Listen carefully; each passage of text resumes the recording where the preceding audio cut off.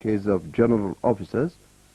accused in connection with the attempted coup d'etat of May 16, 1989, has passed the final sentence at its session held on May 19, 1990. Since the coup attempt was foiled with the determined effort of genuine sons of the country, investigation was in progress on the case of those generals who were involved in the plot at a higher level and who acted as its ringleaders.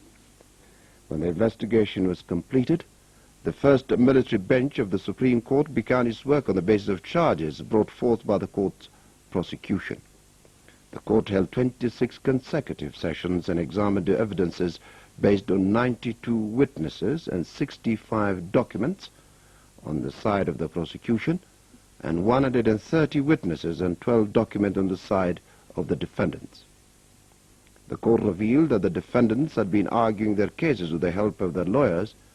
in accordance with the permission it granted then to have defense lawyers of their own, if they could afford it, or, if they could not, to have the government assign the lawyers for them. After examining deeply the content of the charges brought against the general officers in connection with their participation in the attempted coup d'etat of May 16, 1989,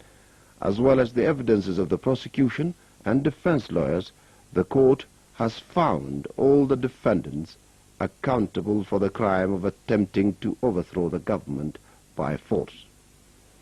In the statement of the decision of the court, it was further noted that the court had found the defendants answerable for charges of stockpiling, mobilizing force and arms to make the coup attempt,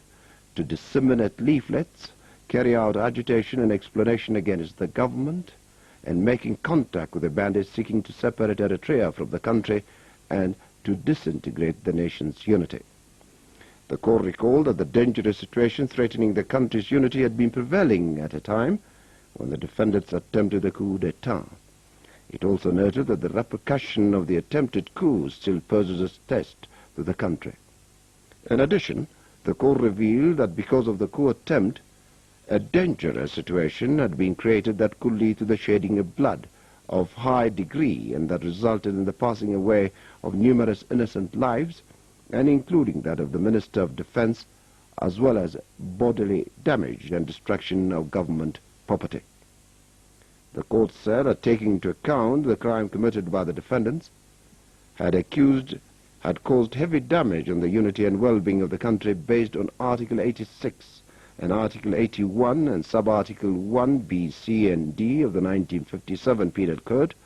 and Proclamation Number 214/1974, Article 9, Sub-Article 2 of the Special Penal Law, it had passed the following sentence. Prison terms: Abdullahi Umar, Major General, to 10 years rigorous imprisonment from the time he was apprehended, and Tasfaya Burhanu, Rear Admiral, 15 years rigorous imprisonment from the time he was apprehended. Death sentences: Hailu Gabra Mikael, Major General, Warku Zaude, Major General, Alamayo Desta, Major General, Zaude Gabrayes, Major General, Salomon Bagasha, Brigadier General, Desalegn Abebe, Brigadier General, Tasfu Desta, Brigadier General, and Gida Gabramlak, Brigadier General, Erkihun Bayisa, Brigadier General, Nagashul Deyes, Brigadier General, Ganana Mengistu, Brigadier General, and Tasfaya Terfe, Brigadier General. It was announced that the final sentence of the military bench of the Supreme Court has already been put into effect.